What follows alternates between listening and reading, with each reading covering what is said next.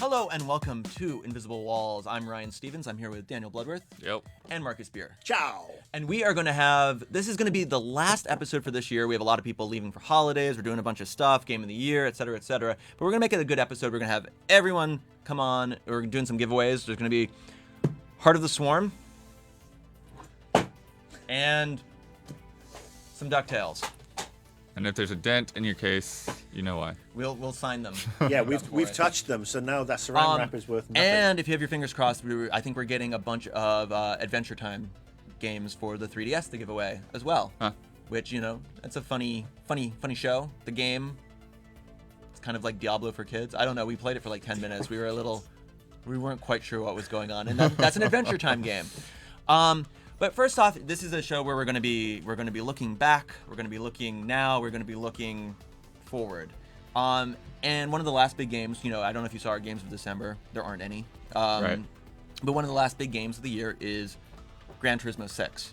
And Blood, of course, the racing guy, is reviewing it. But I thought it kind of led to an interesting idea where we just looked at Forza, right? Yeah. On the Xbox One. And we were walking by and there's a little this and that, and I guess it kind of leads into one, I want to get your thoughts on Gran Turismo at this point, but also where, obviously these launch games are always launch games, but where are we in this kind of, you know, this next gen, current gen war? Like, how much can we still reside, you know, with your Xbox 360 and your PS3? And of course, if you have a nice PC, you've been living in the future for the last 3 years. Yeah, well, I mean, I think it kind of brings up this weird divide with the, the amount of content that you see. You know, like there's a lot of people, you know, I mean, and I complained about it as well, you know, with the lack of content that Forza has compared to the previous Forza game. You know, but like you kind of do have to recognize that, yeah, they are sort of building a lot of this from the ground up. You know, they like have quality control, and it's like, you know, okay, if this is not good enough for next gen, it's not going in the game. You know, I trust that some of what they're saying there is not just PR spin, that like they actually are wanting to up the quality on that. But don't you have PS1 car models in Gran Turismo? But that's the other side of things. Like Gran Turismo is the opposite problem, where it's like, okay, they're so like tied to always making bigger numbers that they have all of this stuff in there that like, guys, this doesn't look good. Do you know this doesn't look good? You know, like they had this fact sheet where they said like, oh, all the standard cars are up to PS3 spec now.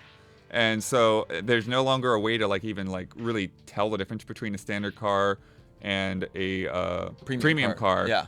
In the menus. You have to actually like go to like almost buy the car before you can figure out which one it is. But when you look at them side by side, it's still very clear that the standard car is nowhere up to the standards of what a PS3 car should look like. And again, just to make it more like bare bones, like, you know, apples to apples, Forza looks really good. Mm-hmm. Gran Turismo 6 also looks pretty very good. Yeah, especially if you're, I think one of the things going on there but they too. look different. It's weird because they both have that realistic, they're car racers. They both look realistic, but they look realistic in like different ways. Yeah, and I think for both of them, the 1080p goes a long way. For some reason, like you're playing on a 720 monitor, like some of that wow factor isn't there just because like they're relying on that so much for their sharpness. Do you get all the cars in Gran Turismo, or do you have to shell out $200-300 to complete the set as you do in Forza? Interesting question. Okay, so it's a little confusing the way you put that because there's two different issues going on.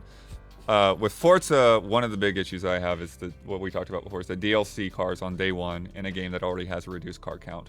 And the cars that they pick to be DLC are bullcrap. Those are cars that they know everyone wants. The other issue is the microtransaction debate that's going on right now, which I'm really, like, in terms of how much, I think the thing is like everyone's trying to interpret it how much microtransactions are influencing the game design and the grind. And I honestly feel like it's not so much that the grind has changed that much, it's that now there is a price tag on that grind. You know, so both games have these high-end cars. Forza has cars that go up to 6 million credits. Gran Turismo has cars that go up to 20 million credits, and a lot of them. And you can buy credits, essentially, with microtransactions that puts those price ranges into like the $140 range for some of these cars. For both games. Yes. Buying money with money always seems odd. It's very strange stuff. It's like buying stripper dollars at a strip club. Well, I guess the idea is like you'd go to an arcade and you'd trade in real money for tokens, Yeah, right? it's exactly what it is. I will say that I think in those terms, that Gran Turismo doesn't feel as necessary because they are still giving you gift cards. There are a lot of events where you're just driving whatever car they have preset for that event. You just get a loaner car. So you're getting a lot of car variety just in the course of playing the career. Whereas Forza, there are times where it's like, okay, well, I'd like to try a different car, but I don't have the cash for it right now. But there are other reasons that you could justify that, right? Like they had this idea that like, okay, they want you to kind of like bond with the car and customize it and things like that.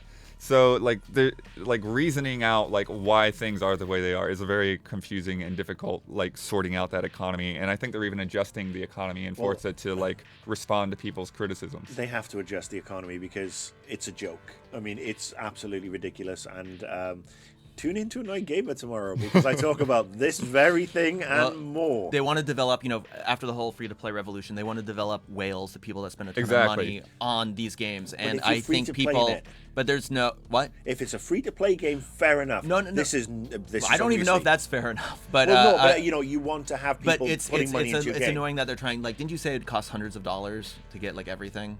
Oh, yeah. I mean, it would cost thousands of dollars to get everything. But that's what I'm saying is like, I think Need for Speed has like maybe like a $20 or something, just like unlock everything. That's what I want all free to play. Like, I want to be able to own Plants vs. Zombies 2. I want to be able to... Card Hunter is weird because it's like, I know having cars and like random cards are a little different, but like Card Hunter kind of had like a pay this once, and it's kind of like unlocking all the content, at least, even if it's not all the cards, all the dungeons and stuff. Yeah, I think that they need to go back to the way the past Forzas did it, where it's like you could try any car you want on any track that you want in free play. You don't get credits, you don't get to customize it, you just get to try that car. But again, like to kind of make this more of a baseline thing, you can get like, you're not getting a, like we've talked about this a bit, that like, it's a photo finish or neck for neck, for which is maybe a better game, but you're not really getting that transformative experience yet with Forza. I know the drivatars add to it, but it's not to that tipping point. Yeah, I mean, I think Forza is definitely the more forward-thinking game in some of its design, but I think that it may, like, by the time I get done with this, at this point I'm leaning to Gran Turismo may still weigh out in terms of just how much variety and content there is. But to go back to, you've both played a ton of Assassin's Creed 4. Yeah. And you've played a fair amount on the next-gen systems. Mm-hmm. And it's better, but it's not that much better. Well, I think you could say that of every single next-gen game that's come out for the Xbox. I am curious about, I mean, obviously the Battlefield servers are a debacle right now, but I mean, the Battlefield and Ghost, like their player caps for multiplayer, on the multiplayer side, I don't really know about the single player. I don't think people care that much about the single player, to be honest. There's some beauty to behold there, like, visual, pure aesthetic beauty. But I think the multiplayer stuff is a little interesting. That's what we're seeing. But again, it's kind of just getting you kind of neck and neck at the PC level. And this kind of goes into, have you played Assassin's Creed on a next-gen system yet? I have played it on the next-gen system. You have, and do you feel like it's the same experience as well? It's overall the same experience. It looks prettier. I mean, marginally though, yeah, right? marginally. Yeah. I mean, luckily, it's a really fun game. So, but it's not. Yeah, I mean, nothing on the two new consoles has really set the world on fire. And that goes to my next part. You have both of the consoles, correct? I do. You have just a PS4. At this time, at this get time. an Xbox soon, but yeah. Yeah. As of right now, I am goose egg. I have nothing. I'm in the unique opportunity where I have access to this stuff. But on a personal level, and this is kind of my recommendation, unless the multiplayer from maybe Battlefield, or if, like, I am aching to play more Killzone multiplayer, but at this point, it may be the it item for the holiday season, the it items for the holiday seasons, but I cannot seriously recommend that either of these are a must-buy as of right now. I don't think you're missing out on much. And there's been the kind of the Resogun talk, which made me think back to Geometry Wars going back to 2005. Those are good games, but are they great, or is it just it's this fills this like nice little niche where it's like Super Stardust Delta on the Vita, where it was free and it was fun and it was a great reason to have to play because that's all that was available. And I will say, I mean, I think we could probably I think we could all debate until we're blue in the face on which is the better console as of right now. And my dream right now is to sync my trophies while I'm snapping it to my Xbox thing with the volume not being mixed. But I think it's. Well, you I'm a PS4 wuss. into the HDMI of the Xbox. I'm a wuss, but I think it's too early to call it. I would say there's Yeah, more. Look, there's more reasons to buy a PS4 than there are to buy an Xbox One right now. Unless you really like cable TV, I don't even know because that's not me. I I can't make a real statement on that. I plugged my DirecTV into my Xbox One last on Thanksgiving because we had guests over and I was showing them, and 4 hours later I unplugged it, never to return. It's just the snap, the voice commands don't work as well as they should. But yeah, there are more gaming reasons. Unfortunately, the gaming reasons are generally third party for PlayStation 4 than they are first party. But I mean, Xbox One, the launch lineup is not of a standard you would expect. Well, we had to fight to find 4 nominees for Game of the Year. I know that's a different discussion. Xbox, yeah. Then another thing I want to rant on real quick with these Forza and GT. Both of these guys delivered me unfinished games to review. Like, I had the embarrassing situation of having to update the Forza review because I had a 3-hour multiplayer session and then found out after the fact that didn't have all of the multiplayer in it. That, there was only 2 modes. And now GT6, it launches in a few hours. And I still don't have any access to online. It is not in the game. Day one patches and how publishers handle multiplayer is becoming a more and more pointed issue. And with the new system, the new generation, I think it's going to probably become even more disconcerting. I'd like to propose a rule from now on that if a game ships and is unfinished, that is broken in any way, it's automatically discounted from any nominations, any review scores, anything like that. No, I mean we've dealt with things where they they've sent this is going to be the day one patch, and you're not going to get it before day one, and it's like, well, we're reviewing what you give us, but then it's not true to the I hate saying consumer, but to our viewers. So there's always this weird kind of you have to wait, and then why does everyone else have the reviews up? But I don't want to bitch and whine about that too much. Again, I think we're all in. Just to bring it back to the last little kind of button on the buttoning up the launch, the console launches. I think everyone's in agreement that the PlayStation 4 controller is better than the Xbox controller. The Xbox controller is still good. I know some people have some issue with the I actually like both shoulders. I really do like as well. Both. I think they both work very well. I am mourning the removal of the start and select buttons on the Xbox, which just seems like a bunch of I always feel like pedantry. people are just they're like, screw you, Nintendo. We're gonna call these something else. I will say that it is. One of the things that's tough is going back to the PS3 controller for Gran Turismo after using the other 2 controllers. It's like, oh, okay, this is not really a best driving controller. And I will also say, obviously, PlayStation Plus is at this point still blowing the pants off of it's basically Xbox, a must-buy now. Xbox Live. Yeah. But For unfortunately, the games of gold or whatever they PSN and PSN Plus have been not up to scratch the last couple of weeks because people have been overloading. Then Europe went live last weekend. And of course, Twitch is great. Twitch streaming is great. But this only really matters for us. But the HTTP thing on Xbox is great as well. Right. So it is a little. I really hate to say it because I know there's a lot of animosity towards Xbox. But I really think it is kind of a wait and see. I think that $100 definitely makes a difference. But I also think people are probably going to want to get that PlayStation camera more than they ever wanted to get the PlayStation Eye. Yeah. Not maybe right now, but in a little while. And I think by the time you watch, and who knows what the VGXs are going to bring. Who knows what else is down the line.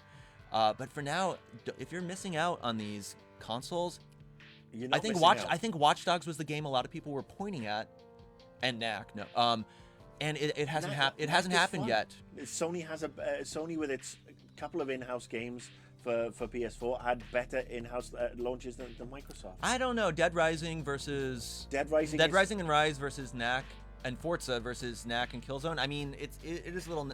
Knack and Knack. Knack is a harmless, fun, daft little game. Love it. Is it game of the year? Boring. No, it's just silly and. No, we're not going to bring up Knack. Yeah. But I mean, Killzone is Killzone. But when you compare it to Rise, which is execrable, and then Forza with the issues with microtransactions, which means whatever great qualities the games have been totally overshadowed. And then Which I think is unfair because I think if you're just playing that game and not looking at the microtransactions, you're not going to notice a difference. When it's a major part of it, it should be considered. Dead Rising is fun and silly. Dead Rising is fun and silly, just like Knack is fun and silly. But But they should have had Puppeteer at launch instead of Knack. So would we say you guys have the consoles. I may pick them up before the end of the year, more for tax write-off purposes. Yeah. But you're not really missing much right now. Sorry.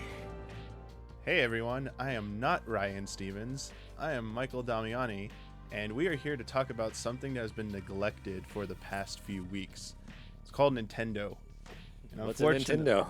Yeah, what's a Nintendo? Is it next gen or not? Is That's that thing what I that wanna your know. parents took away from you when you were bad in elementary school? You got grounded. Like you can't One play your of my Nintendo. friends shoplifted comic books. She took his mom took his Super Nintendo, gave it to my other friend, and he had to go to that guy's house to play Nintendo. And she told him not to go there, so it was a secret. Oh, no. Super Nintendo. That's It's terrible. the Star Fox days, yeah. So no, Hard times. I'm obviously Michael Damiani, and joining me here are two cool guys, That's what they say, huh? Ben Moore, Hi. and at the end is Justin Spear. Hello. And specifically, we're going to be talking about Super Mario 3D World, which I keep calling New Super Mario 3D World because Nintendo just has confused me with their new and super names. Some of the names are a little weird. Yeah. And Zelda: A Link Between Worlds, which seems like everyone in the office is finally playing that game after Right, I yeah. played it initially. That game, okay, I think we should start with maybe Zelda. Let's get that out of the way since we only have like 15 minutes to talk about Nintendo. I know. Yeah. That's all Nintendo gets. It's after only all worth this time. 15 It's minutes, I 15 guess. minutes. I need like an hour just to talk about Zelda, I feel like. So in a nutshell, I was not very excited about that game when they first announced it. I didn't really want a sequel to A Link to the Past. I've always wanted them Nintendo and the Zelda development team to make new Zelda games that took place in new, either if it's a Hyrule as a new type of Hyrule, just not the same exact setting. So I wasn't immediately like engrossed by this announcement, and the demos I played, we can now say it was like the Tower of Hera dungeon was the one they kept showing off. I think that's the most bland and generic dungeon in the game. Yeah, the boss is a real pushover in that one too. And so it didn't demo very well to me. So I was just like, I don't have a lot of faith in this game. But who knows? I'll reserve judgment to actually play it. And wow, what that game was quite a surprise. Like I did not have any expectations for that game to be as good as I thought it was. But now we have other people playing it.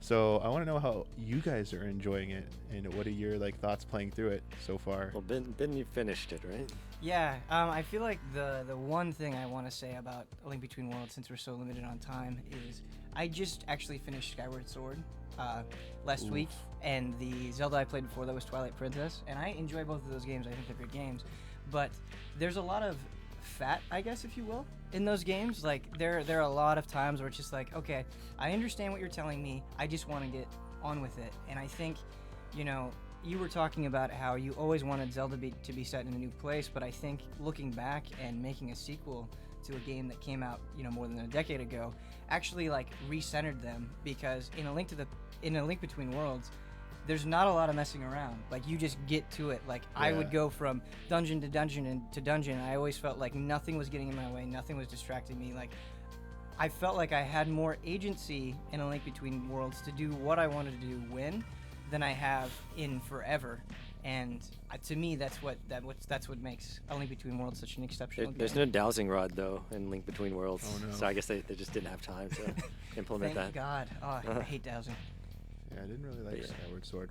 What about you, Justin? You're not finished with I it like yet. how you snuck that No, in. Yeah. I've just recently gotten into low rule, and I just got my mitts on the Titan mitt, so I'm now able to lift heavy things.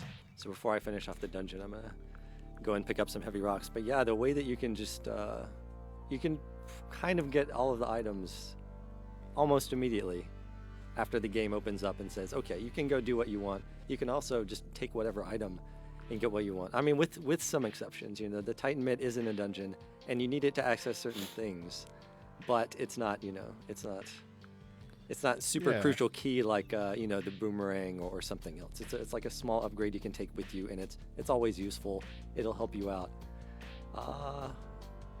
Item rental is interesting, right? I mean, everything's right there. You can eventually purchase it. I kind of feel like I would have liked to find some of these other things out in the world, but it is really cool Yeah, that you have I the agree with choice. that. Okay, I want to use this and this, but I think what it turns into is I'm gonna rent everything. I'm rolling in money, and I'm just gonna have everything and go around the world and do my thing. You can go to a different dungeon. You can go in a dungeon, get the little treasure out of it. Like I just got the Titan mitt now. I'm going back out in the world. You could go and get the more stamina or better armor, and that'll help you out. So I was really enjoying the possibility of being able to kind of go around and take on the game the way I wanted, even before I was able to do it. So I'm really enjoying it so far. So I think what you both said, the being able to go around and do what you want, and then things happen really quickly. Like there isn't a lot of like fat in this game.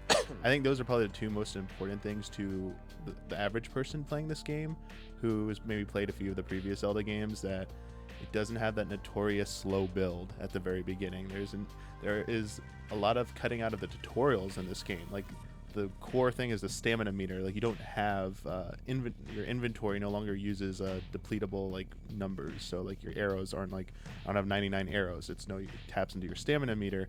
They take like 2 seconds to explain that. Like once you walk out and you get your first item, all like the tutorials, like they cut all that out, which is great. I was actually shocked that they did this. I just wanted to say really quickly about the tutorial. Like in Skyward Sword, it's very like every single action you can do in the beginning is very laboriously explained to you.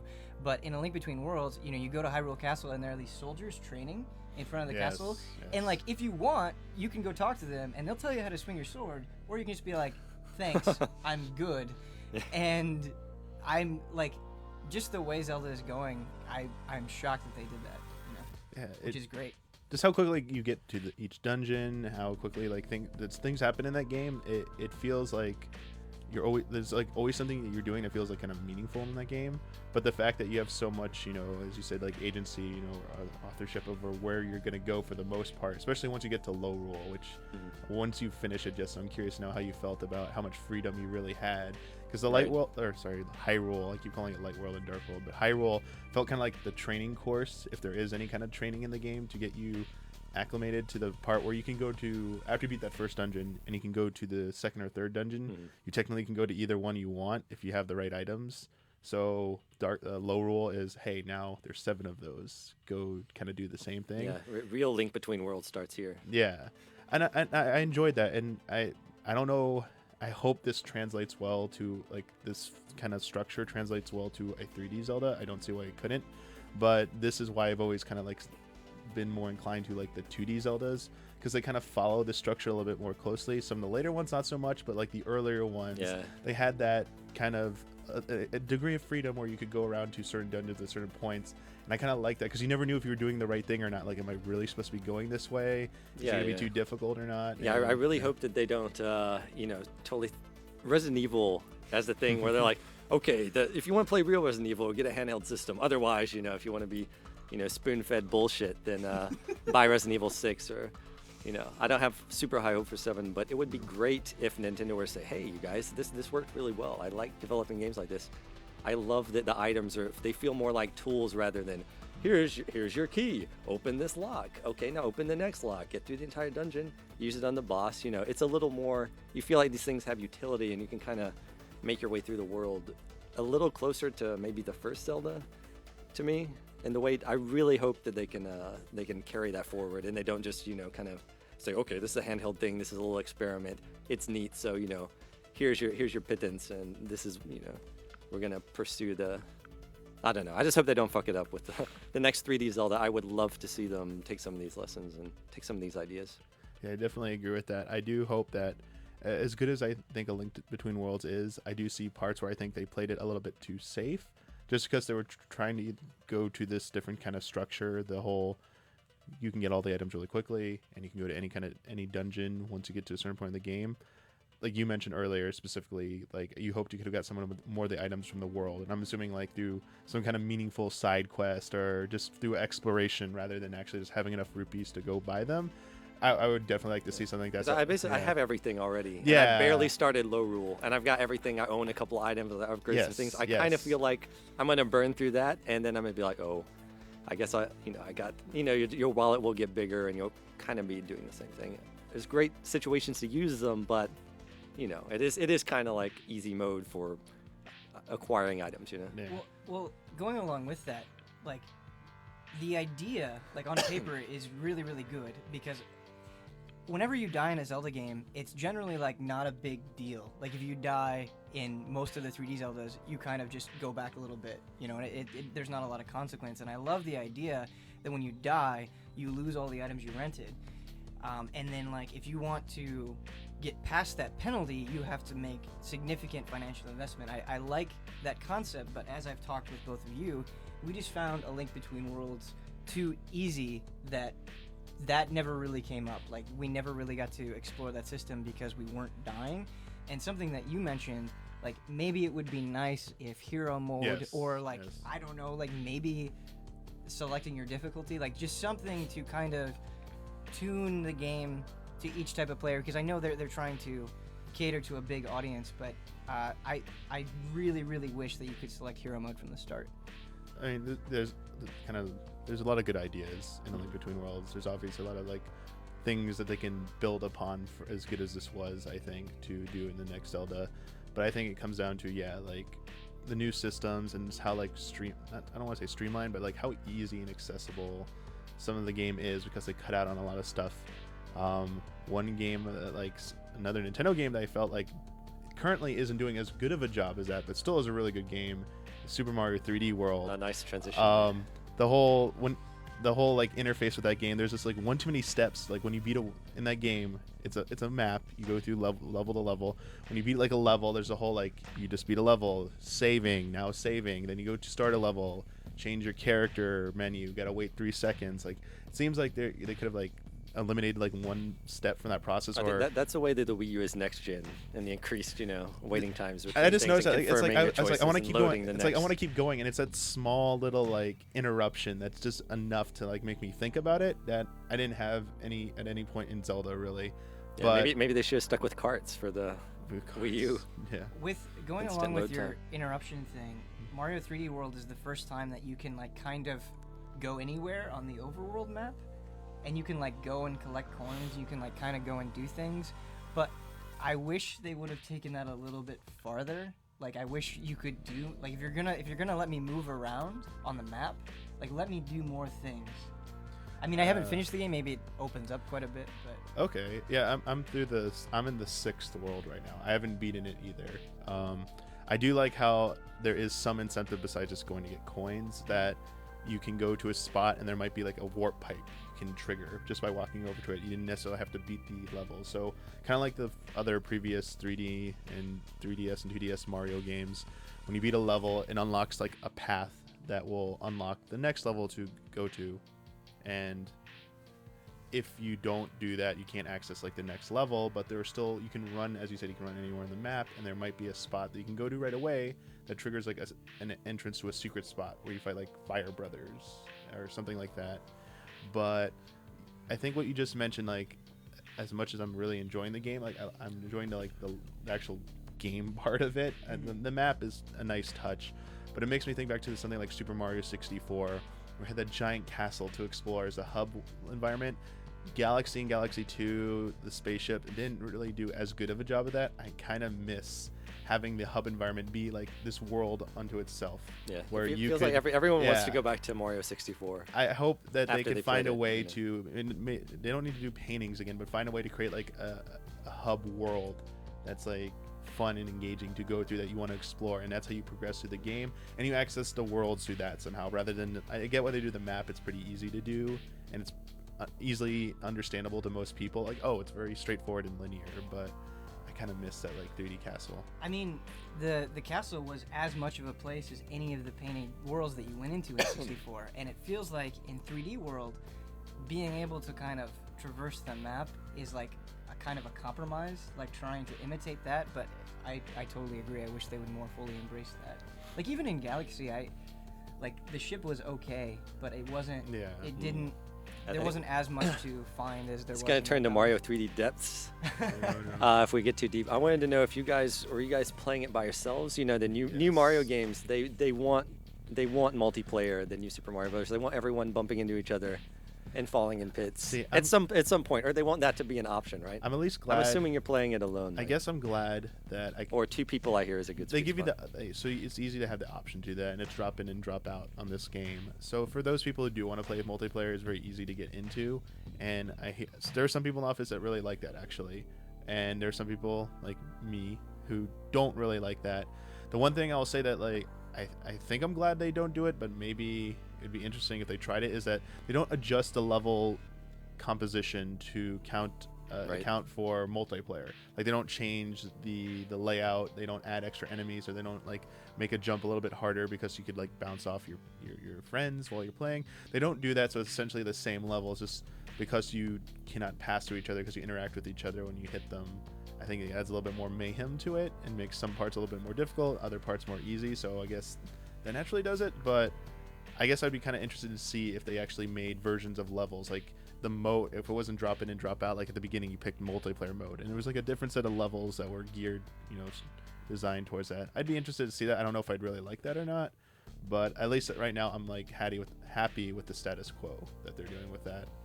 I don't know. So there's one last thing I want to say about Mario. The final level was really challenging. Yeah. And Kyle Bossman made me play it before I had really played the game. I'd played it at events, but he made me try that level, and it took a long time to beat it. But I eventually did. But I'm still glad that game is easy and as short as some people are saying it is. There's so much extra stuff to do in the game, it appears, and some of the later stuff can get fairly challenging for at least the average person. So I'm glad they do that. Oh, and Super Mario 64's handling is still the best handling for a Mario 3D game. There's just something off about Galaxy and in this game too. It's still very good controls, but to me, I don't know. I just like Super Mario. Well, the running in circles in Mario 64 is pretty. Yeah, that's there's just something off about it. So, well, that's perfect circles. That's all the time we have for Nintendo, unfortunately. It's too bad. I feel like there's so much to talk about, but maybe next year when maybe they'll make some it more a games real come out. next gen console, and then we can give them some more time. Yeah. Hey everybody, Brandon Jones here, who you don't usually see on Invisible Walls lately, and I'm joined by other fellow misfits of the GT office who don't get enough screen time on Invisible Walls, Mr. Rob Slesser, Mr. Mike Huber, and Mr. Rohan Rivas. I think misfits is definitely the appropriate kind of tag. And this is the last Invisible Walls of the year, so we wanted to get in and talk about pretty much anything. We were kind of given free reign to just kind of throw at any topic. And since I like to talk, I would like to go first. I just want to say that I think it's interesting that I'm probably not going to buy an Xbox One or a PlayStation 4 this year. Not because there's nothing on there that's great, but just I don't really feel the necessity. Actually, Super Mario Brothers kind of makes me want to get a Wii U of all things. And I just think the current gen's going really strong, and we don't talk about current gen enough with all the next gen fervor happening. So I thought that was interesting. Thoughts? Yeah, I don't have an Xbox or a PS4 yet. I'm going to wait until next year, probably early next year. Probably the thing that's going to push me over the edge is Titanfall. But I'm probably not going to get one until then. I've got a lot of games from last gen that I really want to play. Yeah, I got a PS4, and it's funny because my PS3 has been hooked up for more than my PS4, so I find myself going back to PS3 to just play all those great last gen games like you were talking about. Yeah, I got one of those Xbox Ones, and Just one? I'm playing Dead Rising 3 on it, and I'm actually really digging it. That's if that system did not have Dead Rising 3, I probably would not have bought it. But I'm a huge Dead Rising fan. I've been a fan of that franchise for years, and it's everything I've ever wanted in a Dead Rising game. So Yeah, that makes me feel good. I'm a big yeah. DR fan as well. Yeah, for me, I mean I'm so that's been like the key launch title for either system. So that was really like the tipping title that got me interested. Yeah, Jones, what game would make you want to get a PS4 or Xbox One? Anything in the future? or- Assassin's Creed was the first game I thought of that was like, oh, of course it's going to look better, run better, play better on either PS4 or Xbox One as opposed to current gen. So I think that's probably the first game that I would play just to see an example of it up-res. And I got to play a little bit during the Xbox One stream. But yeah, just the power of the next gen and how every single time new consoles came out, there was no question I absolutely had to get my hands on it. And this is the first time where I'm kind of surprised that I'm disappointed in these consoles. Just that need is not as strong as I thought. Yeah, I mean, to be an early adopter now for hardware, I don't know, probably 6 months to a year down the line, we may get burned. You never know what they can do. I mean, we saw with the 3DS launch, even though they had the ambassador program to make up for the price drop, still, I was like, I probably should have waited to buy that 3DS for a little bit. But yeah, who knows what they'll do, but I think you're in good shape waiting. Sure. You're in good shape as a gamer just in general. There's a lot of good games this year. You have a list of stuff to talk about, Rob. What do you want to bring There up? are so many good games this year that I couldn't possibly play all of them because working at GT, they make me play bad games. Right. So I can't play the good games sometimes. So I've got a whole list right here of games that I've just been meaning to play that I just want to get back to. And it's Kerbal Space Program. Right. This is Right. true. DayZ standalone. It's also an Armor 2 mod, but I haven't gotten around to playing it yet. Kentucky Route Zero, which haven't played. People say it's great, so I really want to play it. Ride to Hell Retribution. People say it's horrible, and so I have to play it. I mean, it's a train wreck. I want to see just that smashed, burning Hulk and the dead bodies and all that. I just can't look away.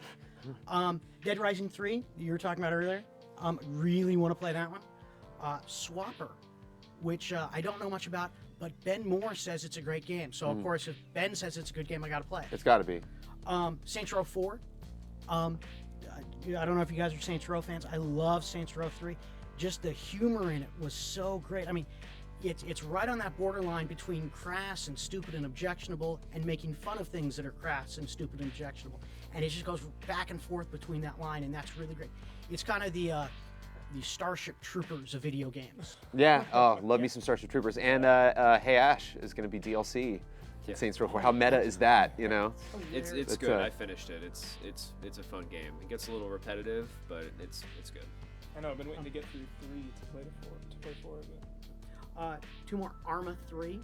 I play a lot of shooters, and so it's nice to play one that's different. That's not afraid to make you, walk for 15 minutes and then get killed by a sniper for no reason. I mean, it just maybe not the best gameplay, but it sounds interesting and different. And South Park: Stick of Truth.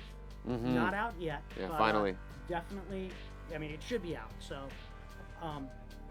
yeah, definitely. I even like Let's Go Tower Defense play. Like again, you mentioned humor and like they're such good writers, and it really sounds like Matt and Trey are like really invested in like making the story good. And they were joking at at E3, they were like trying to put stuff into it. And it's like we can't have the game be that long. So yeah, I'm definitely looking forward to South Park. We certainly waited a long time. A lot of good PC games. Talk about another console. Like. Everyone's talking about, Xbox One and PS4, and like 3DS had an amazing year. Wii U is looking really, tantalizing now, and like the PC is, so many great exclusive games, so many games that are hot on consoles that are just like, Battlefield 4, Ghosts, all that stuff looks just as good. So, what about you, Rohan? You got a list of games? No. Anything you wanted to talk about?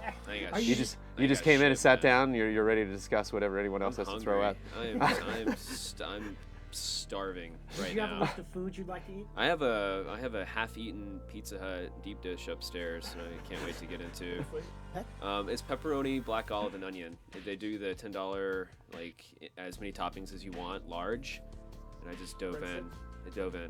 What? Breadsticks or no? No. Now, is that next gen pizza or last gen pizza? Yeah, exactly. I'd say last gen. That Papa John's is next gen. Next gen pizza. No, in all seriousness, I've actually found myself this holiday more excited to play games like A Link Between Worlds and stuff like that than the Xbox One or next gen stuff in general, which is surprising because I find myself always kind of gravitating back to simpler games, stuff that is more of my generation games, and I identify with it a little bit more. So. Yeah, that's been an interesting change for me. But looking forward, I would say Titanfall is probably my most anticipated of 2014, and that really weighed heavily in my console purchasing decision. But beyond that, I'm playing Xenogears on my Vita, purchased off of the PlayStation Network store, and if you haven't played Xenogears, I'm a huge advocate of all of those old Squaresoft RPGs that you can find on PSN. They're cheap, they're incredible. Go buy them. Chrono Cross 2 is on there. All right. The deep dish. Anything? What were your big games of the year? What are you playing right now? Right now? Mike Huber. Just trying to get through Knack. Trying to get through. It started out good, there's a lot of hate on it. But the way it controls is pretty good. I think the controls alone warrant, a playthrough at least. But it's definitely... Question. Whoa. Is it worth $60? Do No. you think? Definitely not. Yeah.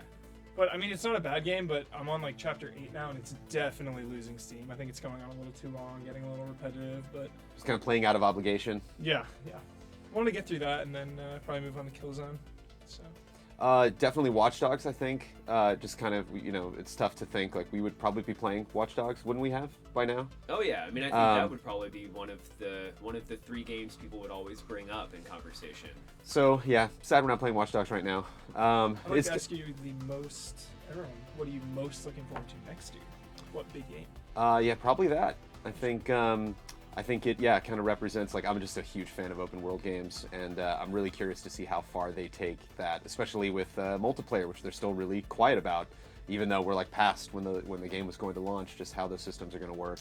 Me, Contra Origins is what I'm most excited about. I'm just kidding. No, in all seriousness, Titanfall probably, and actually South Park. Oh, cool. Pushed next year, but South Park was one of my anticipated for. I was gonna all right, December, I'm gonna be able to sit down and play South Park Stick of Truth, and of course it got pushed into next year. So, how about you, Ron? I'm going to second that. Titanfall and South Park. I mean, there are a lot of games coming out like on the distant horizon, but if they're too far away, then you can't really get excited about them yet. Mm-hmm. But yeah, as far as what's coming up in the next 3 months, 4 months, it's Titanfall and Stick of Truth.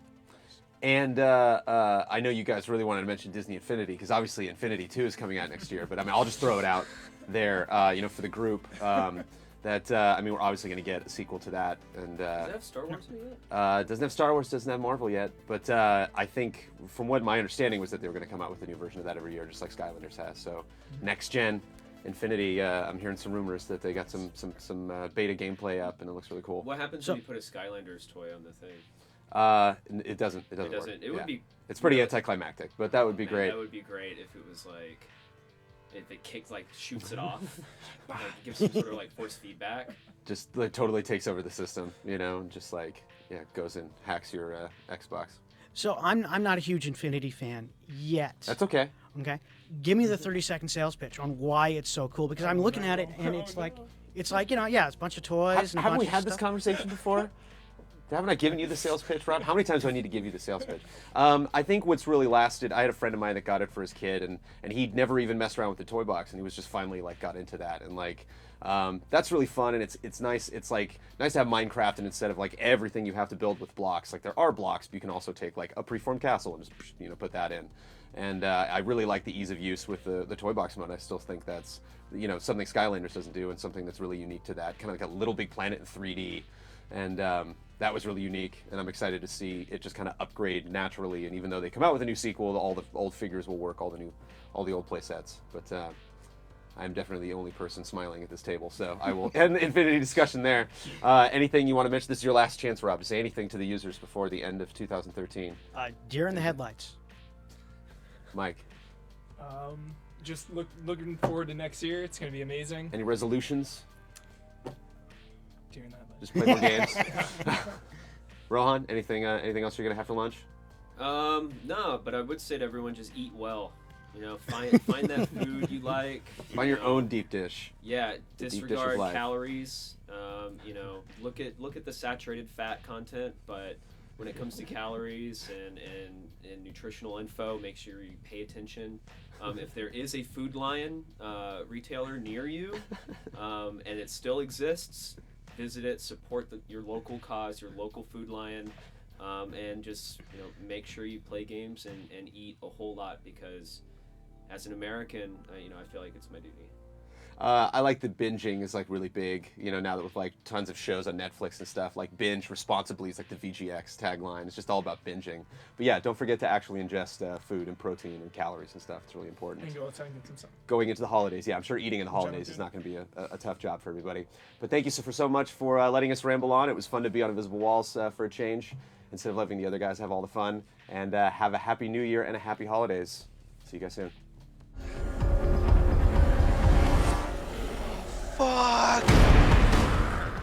Hey, I'm back. Somehow I let people talk about Nintendo and PC games. I don't know how that could have happened. But Kyle Bossman has joined us just to put a cherry on the top. But before we close out the year and talk about how you can get DuckTales Remastered, courtesy of Capcom, and Adventure Time from D3, and Blizzard gave us Heart of the Swarm for StarCraft, Marcus has a little thing he'd like to say. Yeah, this is my last Invisible Walls. I'm saying bye-bye. I've been on the show pretty much since the start, apart from that hiatus. Been through a Like the whole first 3 bunch. episodes.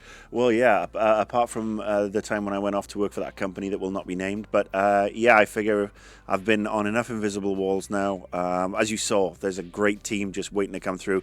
And I'm taking up space, so I'm hauling my old ass off the show. So thank you for watching and tuning in and everything. And yeah, thanks for letting me on. And I've loved it. But I'm not going off to do PR or anything like that again. Never yeah. again, right? No, never, never again. But I'll be around. But yeah, thanks. And yeah, from that, Invisible Walls is going to be changing. We're going to be, like I said, there's no more episodes for the rest of this year. And I want to take a moment to say, goodbye or thanks to you, Marcus, but also, of course, Shane, Miguel, Patrick Morales, and Chris just went on to greener, happier, funnier, Disneyer pastures. It just feels like the right time because there's a whole new crew coming through. And but again, I want to welcome, like Kyle, you've been here a lot, but you haven't been as integrated. So I want to, thank Kyle for joining, Ben, Rob Slusser. Like, why did you bring me on for this last segment and then drop all this news on me? I wanted the real reaction. I wanted people to see the real Kyle Bossman. Why did you bring me in for 3 minutes? All right. Yeah. This is heavy. All right. It so is. Sorry. Keep going with your But speech. I want to say thank you. I wanted to get you on here for 5 seconds as well. We're going to pass the torch in a minute. And, I think Invisible Walls is going to be changing a lot, too. I know I don't want to host. I'd rather be like Ed McMahon and go, every once in a while. Everyone wants to be Ed McMahon. Or who did Conan have? What was that guy's name? Andy Richter. I'd rather be Andy But he Richter. still has Andy Richter. You need to he eat came more back. food. I ate food once. It didn't agree with me. But one of the things I'd like you guys to do is jump onto Twitter and live in North America so we can send you these things. And I want you guys to give us, honest suggestions. You can give us funny suggestions as well, but I'm totally open to, what kind of show you'd want to see. What did you like in Invisible Walls? You're saying Invisible Walls is changing. How would you like to see it? Yeah, I mean, we've done a lot of different shows this year. We've had the shows where we kind of did those 45-minute rambles without a real set agenda. Sure, We've done that show I really liked where everyone had 4 minutes to talk about one thing. I thought I sat in the back of this entire show and I thought it was great. That every section kind of overlapped with each other. We had all these different personalities. It was a lot of fun. But I'm opening it up to you guys because you are the guys that matter the most. Watch some episodes of The Depths. Watch some other episodes of some of the other stuff we've done and see what you like. Let us know what's most important to you. I know the one thing we're always kind of getting sick of is talking about games we just reviewed and rehashing the review. I mean, that's been from day one. But it's easy to kind of go there. But what do you guys like to do? More user interaction, live streams, not getting out of the studio? I don't know. Mr. Rossetti getting probably tired. There's a lot of stuff. What's really funny? I saw sometimes I'll read the comments on Invisible Walls, and sometimes they are just this is what you need to do. And this person's probably watching right now, said, I've been a fan from the beginning. Here's my email address. Here's how to fix it. And I always wanted to really email that person, but anyway, just write it in the comment section if you have a long thing of how to fix the show. I'm curious. I'd like to read that. Yeah, and so we'll follow Invisible Walls. We'll follow you back, and if we think your comment's good, we'll direct message you and get your address. And we got this for free consoles. Hold on, this is a contest of It's not a contest. Okay. This is just nice giveaways. It's bribery.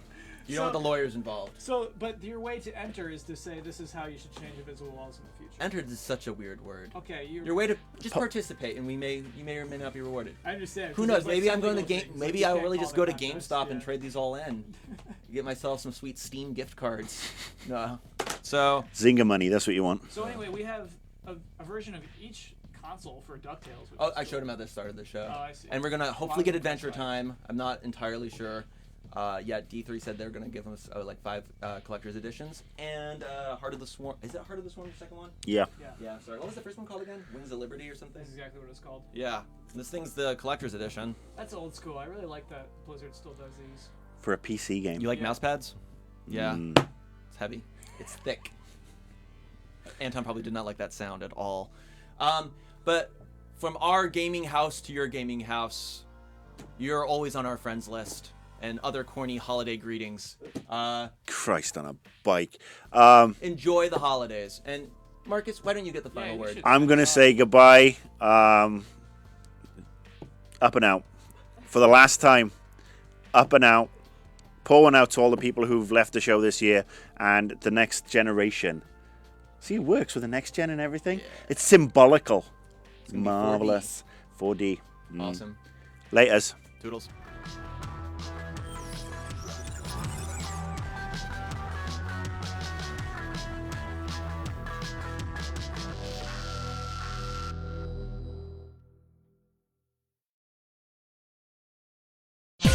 See this and other GT shows and game reviews on the GT Originals iOS app, available now on the App Store.